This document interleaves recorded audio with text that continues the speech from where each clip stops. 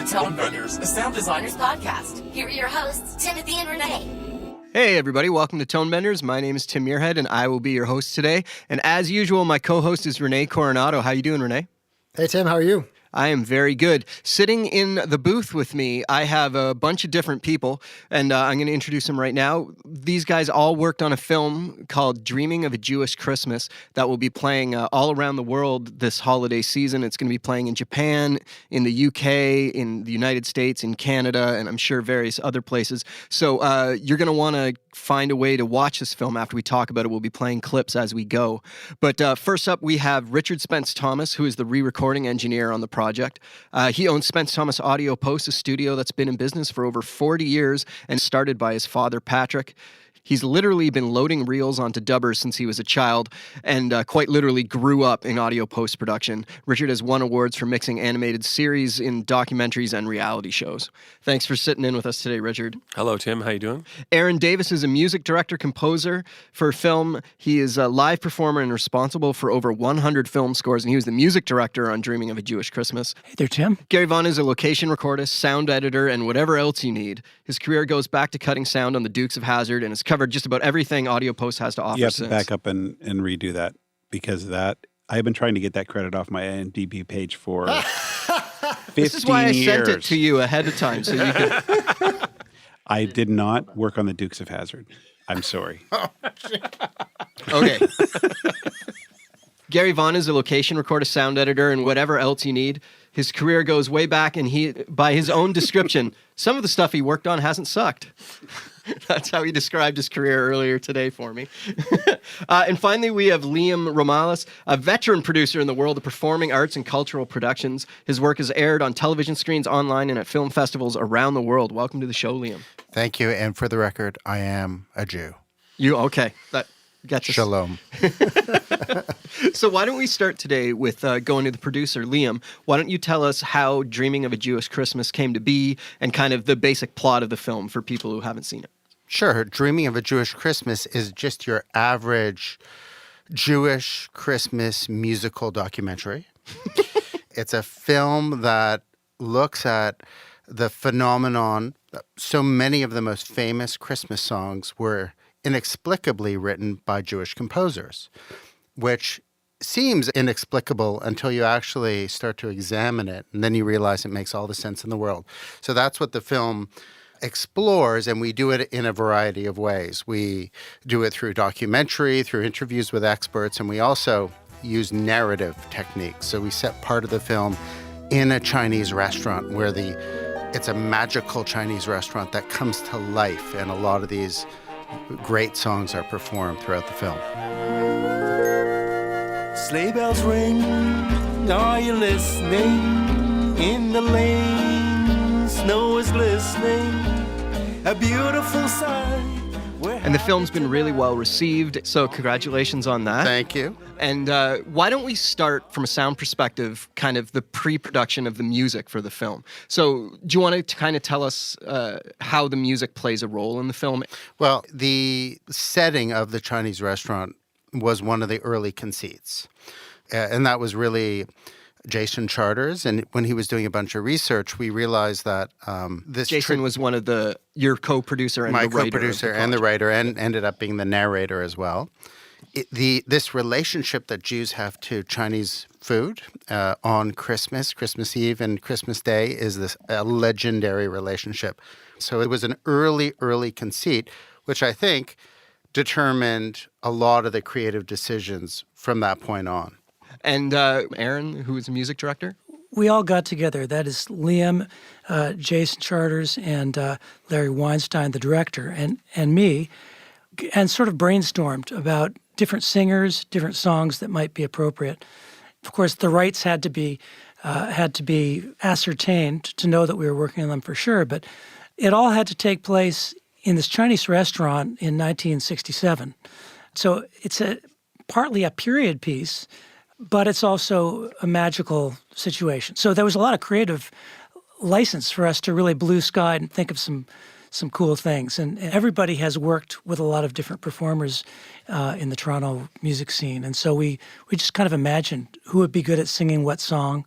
and what would be a good take be for that song, because not all the songs are done in their typical ways. There was really a lot of creative license for me and for the other performers to arrange different versions of these tunes. And the fact is, a lot of these tunes are really well written, and a really well written song can stand multiple interpretations and arrangements. For one of the tunes, Rudolph the Red-Nosed Reindeer, the idea was to have them performing it in the alleyway behind the Chinese restaurant by a couple of hobos. You know there's Dasher and Dancer and Prancer and Vixen, Comet and Cupid and Donner and Blitzen. But do you recall the most famous reindeer of all? And so there are two really talented musicians, Kevin Bright, the guitar player, and Tom Wilson, the singer. So the idea was that the people from the restaurant are going to be giving them chicken balls behind the restaurant, and they're going to be singing about Rudolph. With a sauce-covered chicken ball on their nose Exactly. to represent the Rudolph, which is a wonderful touch, I thought.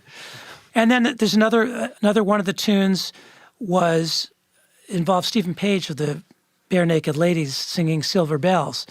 And for that one, originally I thought I liked the idea of a bell sort of becoming a psychedelic bell, because 1967 was the year that Sgt. Pepper came out, and thinking of it as a psychedelic experience where, and as it turned out, it has much more poignant and kind of more poignant treatment, less psychedelic. But we used sonically, I recorded a lot of kind of treated bells.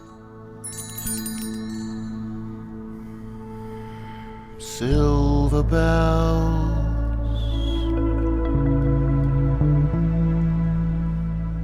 silver bells,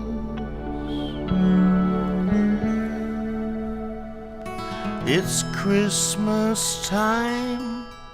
And then it turns into a magical dance between Stephen, who's come to get takeout, and the elderly Chinese woman who is the takeout woman, and they end up doing a wonderful, beautiful dance in the middle of it.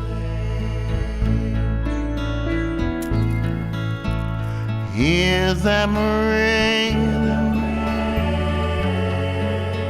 So the music was all prepared before shooting. No. I mean, this is, from tune to tune, it's radical. I don't think there's one tune that's done the same. Is that right? I think this is Richard here. I think the amazing thing about this particular show is that every song, every single performance has a different aspect to it, a different complexity. Some of it's completely live, and I guess some of it is, well, half and half. Half and half. Some of it is completely lip synced, but some of it is a hybrid of both sort of methods of producing it. But I think the songs sort of came together a lot on set. Am I wrong that there sort of was a lot of pre-planned for certain tunes? Yeah. But for some of the tunes, I had already taken singers in, and they had cut the recordings that we had done, but at the same time, we always made stems. So there was always stems to go to these guys, so that when it came to the live recording, we were always dealing with the same reference. Because I can imagine the scene that we referenced earlier with the hobos singing in the alleyway behind the restaurant. That would be impossible to lip sync to, because they seem to be going to their own beat there almost. Like, it was a fairly wild performance. It did end up being live, but I think the beginning of that is actually the beginning of it where they're not on camera. There was some amazing improv that Tom was doing. He was going, you'll go down in history way down. Like he was improvising some amazing stuff. So we got some of that in the film before you actually get a close-up of his face. Yeah, that's an interesting one. This is Liam, because that was an all-night shoot. And we had Tom Wilson and Kevin Bright with us. And when Tom got to set, he was supposed to have memorized the song. He was supposed to have taken the recording that Aaron did and listened to it. He was supposed to have it burned in his memory. He got to set. He hadn't listened to it once. In fact, he didn't even know the lyrics. Right? So we were, this is a case of we've got a huge number of crew. We've got generators. We're outside the Chinese restaurant. We've got to a certain time of the night because we're in a neighborhood and there are noise bylaws. And it's cold. And it's freezing. It's really cold. And Kevin has to play his metal guitar. And we are scrambling. We are literally writing out the song on giant cue cards for Tom Wilson. And that was a case where there's no way he's going to be able to lip sync this song. Right. It's just too complicated to do in that scenario. So what did you do? Well, Gary? Gary was the location recordist that night. So I should preface it by saying that he ran around screaming. That Liam and Richard and I have worked together for over 100 years. Combined time, perhaps. Yeah. And so we've done a lot of live music in some interesting places. I have had a lot of experience assessing how can we make this happen, and we just kind of triaged the situation and said, well, we can. I mean, we knew there was always this sort of feeling that we may lip sync it or we may record it live, depending on the situation. In this situation, clearly we were going to have to do it live. So we were able to wire Tom up nicely with a microphone that would work for him because he was pretty animated. Definitely. Using and he had a chicken ball on his nose. Chicken ball. He had chicken ball on his nose. And it was freezing. And it was freezing. And of course, the Jenny guy puts the generator, because we're doing lip sync, he puts the generator like 2 feet away from the set. So we move that away. So we kind of triage all these problems. Richard and I do a lot of plays where they bury mics in the hair. Mm-hmm. And that works really well because when you're really animated, you can eliminate a lot of you don't get any. You also don't get any phasing. aspect changes when they shift their heads. So we've learned that if you're flailing around with a chicken ball in your nose, that works best. So that's what we did. And then we were a little concerned because we had to put snot tape the mics to the bottom of Kevin's guitars, and we were like, well, if we put this on here, it might damage the finish. And he's like, look at this guitar, which was like this metal thing that he got from a yard sale or something. I don't know where he got it, but he was not concerned about damaging his guitar. So we were able to get a nice, and of course we used the garbage can shotgun mic, which I gaffer taped to the back of the garbage can. That was the sort of last minute because we weren't quite getting the coverage we wanted from the lav. And it was freezing cold. It was also boomed. Correct me if I'm right. There was also a boom. We boomed the beginning of it, but I think we in the final analysis we did use the hair mic. Right. Although not because we were cutting back to the wides a lot. Yeah. It turned out to be the better choice in the final analysis. Can we talk about how you were handling playback on the set? Were you doing speakers, in-ears, or how was that working? One of the challenges was we didn't have any rehearsal time with the performers, so we had to feel everybody out as we went. We gave them phonacs in-ear for basically pitch and timing. We gave them a click track and their studio performance, which we had to match because we wanted to have that flexibility later on. And the reason you made that choice is because it's so small. It's visual, right? You have to hide. Choice. They're made by Hearing Aid Company, and so they're very tiny, which is what's important. You just basically you figure out which side you're shooting from, and you just put it in the other ear. And then in some cases, we knew that people were going to want a little more in the room to give them something to sing to. Because the phonex are pretty lo-fi. They're extremely lo-fi. But we knew that if we played the Pro Tools session back and there was no latency, that it would be in phase. So we could add it to the mix without any problems. It would just add a little bit more of, with whatever room ambience we recorded. So we just put a little wedge down beside them, and then we just say, well, what are you comfortable with? And because we were using Pro Tools and everything was, in phase. On set, you had the Pro Tools. Yeah, so we had a full Pro Tools rig with all of Aaron's stems that we could say, okay, well, like in Dion's case, she said, well, if I just had a little bit of guitar. Dion was one of the singers, the performers. She was sang a jazz version. Right. So she said, I can hear myself and I hear the click, but I need a little something more to sing to. So we were able to give her a little bit of guitar in the room And that just gave her the boost she needed to be able to sing.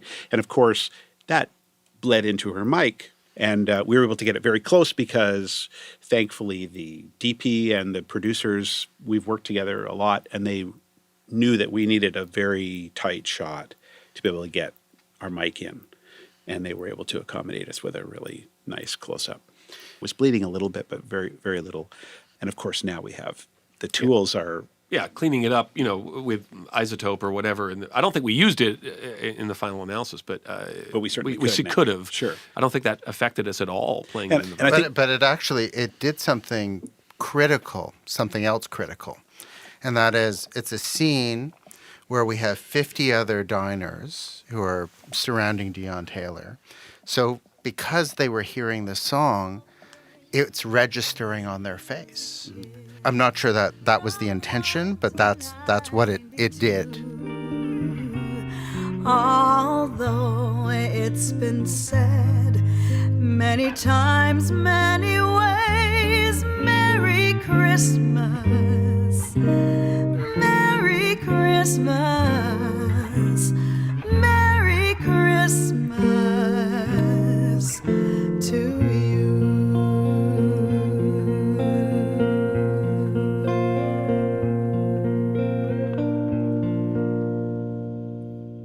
So having Pro Tools was like great for doing that because we knew everything was going to line up at the end. Our recordings were all going to line up with. Were you running Pro Tools just off a laptop? Yeah, I just had my MacBook Pro, and I had a Mackie Huey, and I had because we had to do a lot of mixing, potting things in and out to accommodate people. Yeah, the monitoring, mixing live was a bit of a thing. Yeah, for sure. Yeah, ultimately, lip syncing is terrible. The results are just not at all believable, no matter how good the lip sync is. So I think over the last 20 years, we have all come to the conclusion that really the only way to do this is to record vocals live. Yeah. And when the idea for this show was originally proposed, I said, hey, we should absolutely try to record this live, inspired by some work we'd done over the past number of years and had great success at it. But also by Les Mis and other large productions that had proven that it was possible to do this. And Liam and Jason said, yeah, absolutely. And they were completely bought in right from the word go. They put their faith in us that what we said we could do, foolishly. And we were 62% sure that we were 62% sure we could actually make it happen. And having said that, you have to have performers who can actually do that. And luckily on this show, we had that. We were very lucky to work with instrumentalists and vocalists who could actually do this and pull it off. We're kind of talking now at the tail end of 2018. Les Mis was 2012. 2012. So we've kind of come to this point where with Star is Born and now with Bohemian Rhapsody, where it's sort of the standard procedure because people are waking up to the fact that no matter how good you sing something in a studio, it can never sound the same as if you're singing it live. No matter how good the technical plosives of the lips are, the feeling can never be replicated. You sing differently in a studio than you do in front of people on a set, even if there's only 12 people around you or whatever the number is. And there's just psychoacoustically, that's the way it is. And now we're waking up to that, and now this is the new standard, I think. Yeah, it does take courage, and I remember sitting in pre-production meetings with the director, Larry Weinstein, he's amazing. He's one of the leading arts directors in the country, and he's done films like September Songs with Lou Reed and Nick Cave and Beethoven's Hair and Mozart Balls, and in every one of these films, and they're all many of them are often performance films, it's all lip sync. So Gary, you remember those conversations. Richard, were you I wasn't there, but where I think Larry was pretty incredulous that we could pull this off, and we essentially strong-armed him. No, you did. Right? If we don't do it, this is a film that we won't enjoy. And I think our goal somehow was to make a film that we would enjoy watching. But very few things that I go back and watch where we've just done lip sync do I have that really strong emotional connection to. No, you can tell immediately, and you know immediately that it's honest when these people are actually performing that the vocal on set. And it's interesting to watch the process because in our case, as we had mentioned before, we had options. So we had everybody double their vocals so that if it didn't work, ultimately, for, technical reasons on set, that we always had a good tight double with the original vocal. We could go back to that. Well, and there's some songs where we actually mixed and matched. So right. Silver Bells with Stephen Page blends back and forth between the live and the pre-recorded vocals. I would never pick that out. Yeah, it's a testament. Yeah, it's a testament. One, the original vocals were great. So during the dance scene, I think it was one take on that, right? And so the timing just didn't work out. It had to be lip sync on that. Yeah. But the whole rest of the song was recorded live. So Stephen's going to come in and sit down and sing this song. Great, except our wonderful DP Karash, who we all love dearly, decided he wanted to do a Wes Anderson. So he wanted to have about 17 feet of headroom, which is great for the boom operator. They love that, especially when you're doing music. So we came up with this idea that we would shoot, because we're locking the camera off, we would shoot a plate, put the boom in, and then just run the top end of the plate. House of Cards style. Yes. And it was seamless. And we had perfect sound off of our beautiful microphone 3 inches away from him. And it worked out perfectly. I'd love to. It clearly to my ears did not sound like it was lavs on anybody. But yeah, I did notice the high headroom shots in places, and I'm like, how are they even miking this? I'd just love to hear what your approach was. First off, we have a Schoeps CMC5, which is one of my absolute favorite microphones. Got it at a pawn shop for $200. Full disclosure, Richard is the biggest mic nerd. Not only have I ever met, but probably most of your listeners have ever met. He's in a program. Yeah, there's a program for guys like me. So most of that is the Schoeps, but a lot of the time, especially in the alley scene, there were plants in the hair.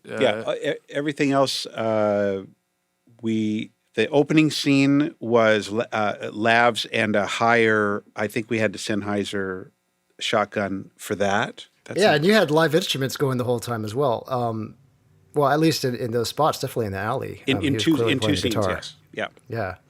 And there was also Do You See What I See? And I think that, because we put so much effort into pre-recording all of these tracks, I think it actually allowed the different performers to come on set and do their thing. But it was like a fantastic foundation and rehearsal leading up to the shoot. Do You Hear What I Hear? Aviva Chernik was a little different because they got together to pre-record the song. And Aviva basically said, I can't do it. I can't pre-record this. We're going to have to do it live. And it was the only song, I think, that we went into the shoot without anything. Now, to Aaron's credit and Gary, to your credit, you said, let's do it. And that was a scene where we had full cast and crew. Mm-hmm. The restaurant was full, and we had a very limited period of time. It was a busy day. I think I was probably most nervous about that song because there was no safety net. And we're on, so we have this massive lighting setup for color changes and all kinds of crazy lighting that was going on that was all blackout right out into Bathurst Street. And that's in Toronto is a major thoroughfare. And so, Liam is kind of freaking out because he's like, well, can we do this? So I don't freak out. He freaks out in the Liam way, which is very contained. But so, obviously the way to do it was to make sure that we had the tightest shot we could get so we could get the mic as close as possible. And because Crash and I worked together for a long time and done many of these kinds of things, we were able to work together and get. And he actually listened to you. He does, which is weird. And that's, how we were able to get really nice and close and get that super intimate sound. And it's super intimate. It's also super exposed. There's nothing else but the voice and the bass going on there. Well, It that's really all, is exposed. That's to their credit. I mean, they're beautiful arrangements. Do you see?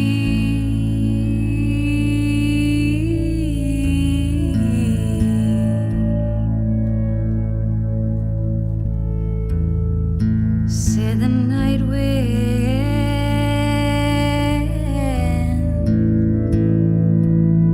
to the little lamb. And that was a song that when it was finished, the whole energy in the room shifted. Do you remember that? Pray for peace, people everywhere. Listen, listen. Pray for peace.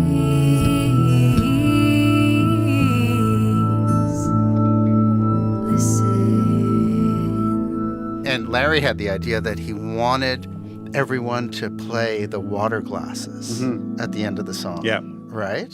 And we recorded that. That's Well, we recorded it, but we couldn't use the recording for a couple of reasons. So I had to go out to, Value Village and find the Most resonant glasses the you could most get. resonant glasses we could find.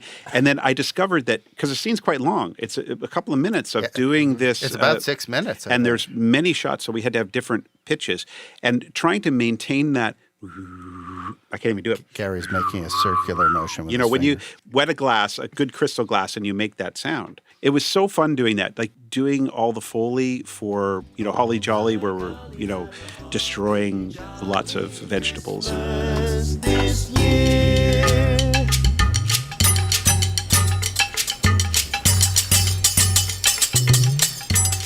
You were banging on bowls and whisks on counters and There was shakers. also knives, like really Yeah. sharp knives that They were throwing around. were being swung around and chopping on the block. In Foley, I was able to layer like a whole Some bunch other of stuff too, yeah.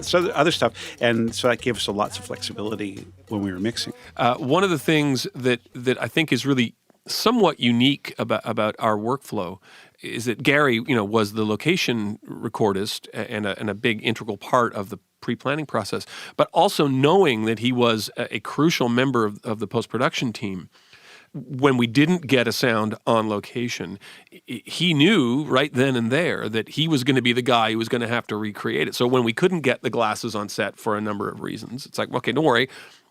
I'm going to be the guy putting this in later, and so I can't complain to the location sound recorders that he why can didn't still he get complain. He can still Well, complain, yeah. but Well, and but, I think for most of us, and Tim, you included, because we all cross over a lot, and when you do that, when you're on set, and you can be that guy that says, "Don't worry, it's okay." Yeah. With confidence. With confidence, confidence, that's huge. When you can say, "Don't worry about that," that's going to be fine. We'll get that out.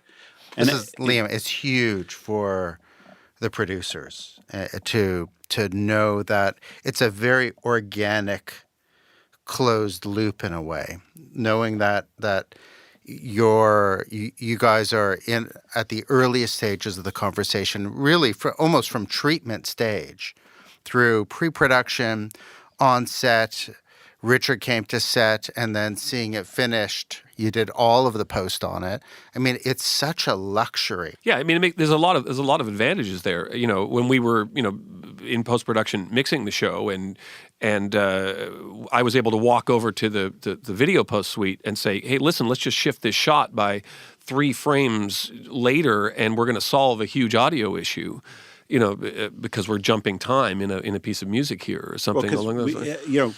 A couple of times we started out thinking we were going to use the lip sync because it was kind of cut that way, and then we realized, if we make a few tweaks in the picture, we can actually go back to the live sound, and it just made a huge difference. So the picture was cut using the production track. In a couple of cases, yes. Yes. And then you were able to go in and make the live recording work with, Yes. even though it was not cut with the live recording. So in the case of Winter Winterland, This is a Yiddish version, Yiddish version of Winter Wonderland. Yeah. The definitive version of Winter the Wonderland. picture. There were. Correct me if I'm wrong, but I think there were 3 or 4 takes shot live, and then a couple of takes shot to playback. Right. And so when that got into picture editorial, the director and the editor decided to just go with the pre-record and cut it that way. And that's what we got. And in post-production, we said, well, wait a second, let's turn on the mics for those shots. And we were able to turn it into a live track, but obviously with some tweaks that had to be made editorially to make it work. But it turned out, I think, to be a much better track as a result. Guckt noch oi Abpracht, mir frei sich heinach. Wagen sich in Winter, Winterland. And there was a reality to the real sound that we went with. Okay, whatever we have to do, we're going to make this work. And once again, it wasn't edited that way, but we were able. Luckily, we had the luxury of being able to make it work in post. Going forward, there's absolutely, like, even if it meant spending a little more time figuring out how to make it happen. I mean, I would love to try doing something that was a little bit even more challenging, to see how far you could stretch it. Yeah. I mean, I would go as far as to say that without the way in which we recorded and manipulated the sound, this film wouldn't get much recognition. Like, I really think it's the difference between passable, good, and great. One of the things I wanted to bring up earlier, Tim, was that you mentioned we had a Pro Tools rig on set, which is how we were recording this stuff. But there was also a number of times when the form of the songs was sort of changing in real time on set. So having that there, we weren't locked into, well, this is how Aaron pre-produced the track. We have to fit this timing. So Gary was actually performing real-time music edits to, pad out the opening scene, loop a set of drums at the front of a song, because we had to get performers to march through the scene, in a certain time. It allowed us to, on set, in real time, sort of manipulate the whole form of the track. And you had to retain those edits through the whole workflow, I guess? Yes, and then that was the way it was all the way into post. That was the master, yeah. So we did a lot of work, pre-production. We got the tracks from Aaron the week before we went to camera and prepped the sessions for this with count-ins and all the things we were going to need. But once again, until we actually got there on set, we didn't know what was going to happen. Best laid plans. We had this grand idea that everything would be head slated. We had all these great tracks all laid out and that we could manipulate for playback however they were needed. And Larry, the director, first shot says, I just want to let's start in a little bit. Easy, okay. Right? So what we're going to do is we're going to head slate, and then everyone can just kind of sit around and have a coffee for 2 minutes until we get to the section. So obviously we had to go to tail slates. We were also shooting 4K RAW, which meant we had 6 minutes or 7 minutes on a roll of 256 gigabyte. Mm-hmm. We had probably as many rollouts as we did successful tail slates. But thankfully it's, But also being in control of the post-production process there meant that it wasn't a big issue, right, because we would just, we'll just fix it. But that sort of meant we had to make a kind of a 180 pretty quick in terms of how we were managing everything. You're known for your nimbleness, Gary. Well, I'm nimble. This is Liam. I have a question for you, Gary. All right. And I'm not sure I actually asked this question on set because perhaps I didn't want to know the answer. Mm-hmm. But did you have fun? Was it fun? I'm having fun now. Well, I know you're having fun now, but was it any fun for you on set? No, it was fun. I mean, once you're rolling and again, because I work in post and I work with Richard, a recordist sitting there in that situation might be freaking out thinking, well, the mixer is going to, have kittens when he gets his material. I mean, we've worked together for over 30 years. And so I know what he's going to do or how he's going to respond. So, and it's like, okay, we're missing slates. I know we can deal with that later. We'll figure it out. I have to say there was a great moment the day I showed up on set. I was actually on my way to the airport to go to NAB in Las Vegas, and I was sort of driving by the set. So I drove up, and I had about an hour before I had to get on the plane. Very nice. I was overdressed. Jason turned to me and said, Richard's the only one who actually looks like a producer. And I go back to the audio cart and I put the headphones on. And Gary he's looking a little bit stressed that day because, there's a lot of pieces in motion, playback and, people with the craft service running over the wires and jeopardizing the set, and action is called and we roll and the song starts. And at the end of it, I had chills running up and down my spine. It was so fantastic. And I knew right then that there was something special going on. I walked out of that and I got on the plane and went, yeah, this is going to be great. It was obvious that we were onto something. There's something I want to go back to that we mentioned earlier. The idea that the director wasn't fully on board for the idea of doing the live music. So when did that tide change? Like you said you strong-armed him into going along with it, but was there a point where he realized that maybe this was the way to go? I'm going to say I think it was after final playback. Yeah, I honestly, I think that's the answer. Larry, to his great credit, he gave himself over to it. Yeah, he did. One of the really significant relationships that a director has, of course, is to the cinematographer. And Larry has great DPs that he works with. We said to him, we're not doing this film if you don't use Karash. And that was a biggie. And then we said, well, and actually, we're not doing the film unless we can use Gary and Richard. And the list kept going. So we have some ideas about craft service people. Craft service, yeah, okay. But I think, Richard, you are right. I honestly, I think this is one of the brilliant things. I'm not certain that until we actually said, no, that was all live, that he was ever completely aware of it while we were in the middle of the process. Well, René made that comment, and it's, that's all Richard. Blending that stuff together and being probably the biggest plug-in nerd, well, certainly that I know. He maximizes everything. He squeezes every drop out of all of the stuff he has. So that's all you. Well, let's talk about the mix. So once you get those tracks in, what were the surprises? What were the challenges? What did you have to deal with?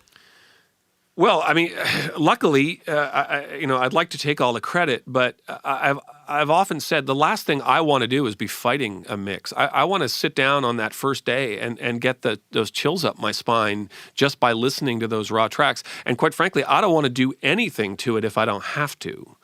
I like those sort of clean, honest recordings with a great microphone and to listen to what it sounds like.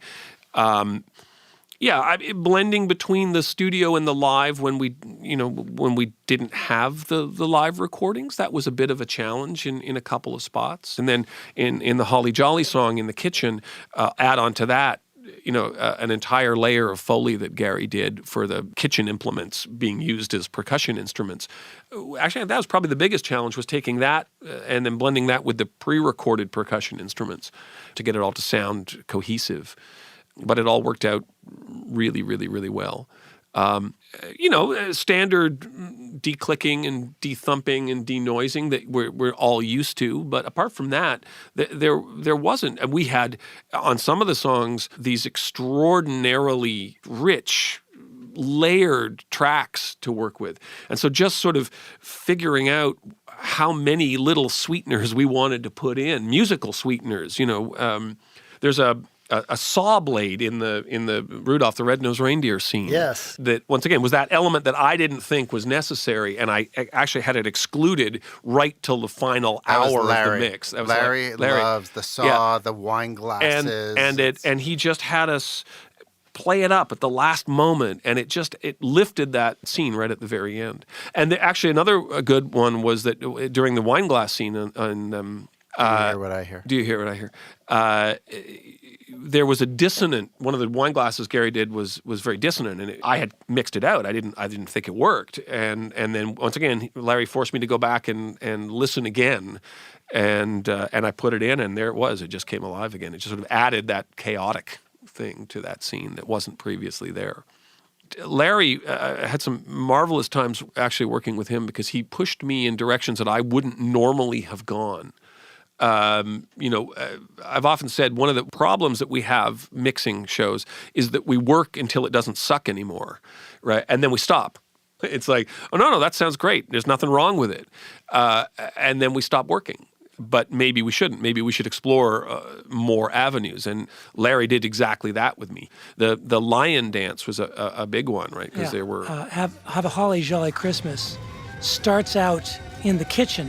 Mm-hmm. And there's like a soundscape that I and percussionist had recorded beforehand, which moves into a barbershop quartet with the kitchen workers in the Chinese restaurant lip syncing, and then moves out into a room where there's a lion dance with traditional Chinese percussion. And then Holly Jolly Christmas is echoed through that. And so that was perhaps the most challenging. Oh, yeah.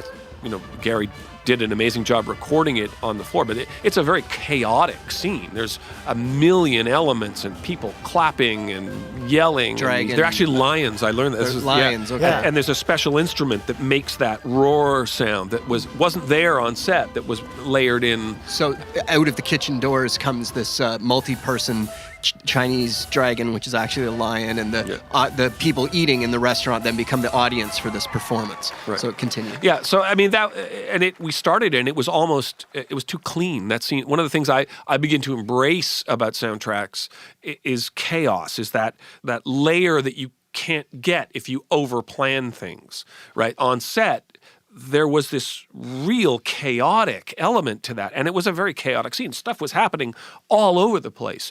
And there was, cymbals crashing and timpanis bashing and, people stomping up and down.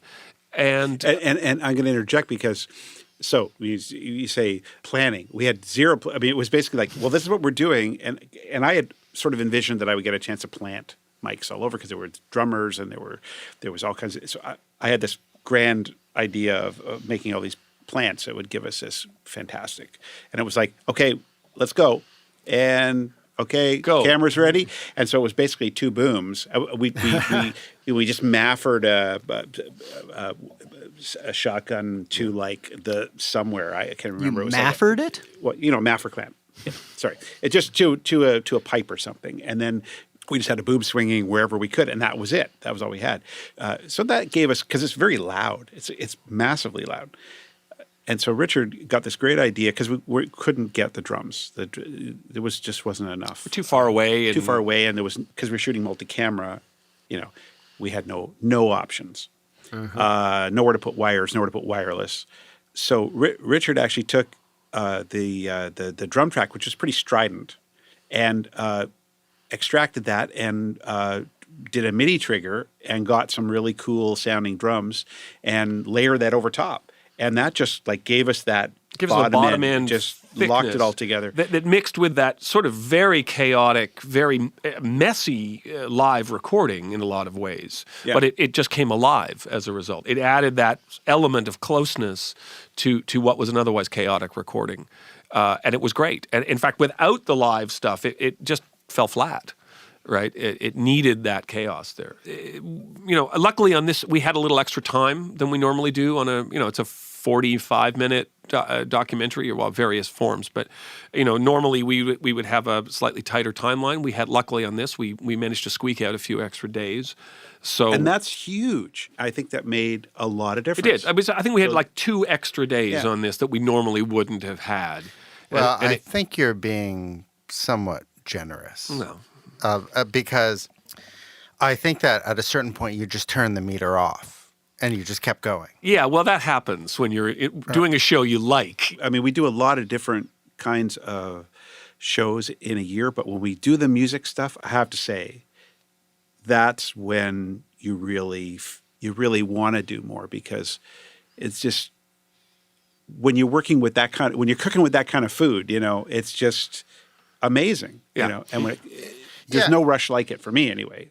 And this was a hard film to make. When we pitched the idea, we pitched it in Berlin and a bunch of European countries, Arte and NDR Arte, chief among them, loved the idea.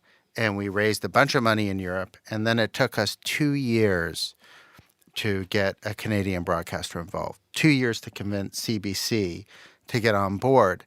And when CBC said yes, it was the first arts documentary, if you will, performing arts film that they had commissioned in 10 years. So we knew that this was something special and that it was an enormous amount of work to get to the starting line. And then when we started the film, there were challenges upon challenges. Chief among them, we assumed that, there were 20 great Christmas songs written by Jewish composers, and we, starting with White Christmas and going down the list. These are songs that get cleared fairly easily year after year. And we went to some amazingly successful rights clearance people, and they said, no problem. I've cleared White Christmas a dozen times for these different projects. But it was actually, quite honestly, combining of the Jewish angle. There was the context. And this was also a time when Trump had just come into office. Mm-hmm. And it was Make Christmas Great Again or Bring Back Merry Christmas or whatever. And song after song, when we approached the estates, we were rejected.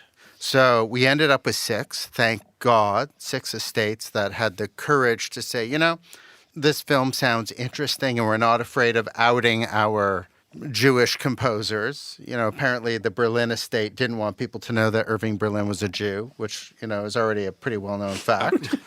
So all of that is to say there were so many challenges and obstacles getting this film off the ground that once we were able to launch, I think we all wanted to really do our best. Well, guys, thank you very much for talking to us about this. Liam, do you want to tell people where they can see the film? Sure. You can see it on CBC. In Canada. I think in Canada, BBC in the UK. It's playing on NHK in Japan. It's playing on 19 PBS affiliates. And it will be on iTunes in both Canada and the US. Excellent. Nice. So, Go buy it. Thank you very much for talking to us about this. It was really great. And we'll talk to everybody soon. Thanks to everyone who listens and participates in the show. Thanks to Richard, Gary, Liam, and Aaron for jumping on the show with us.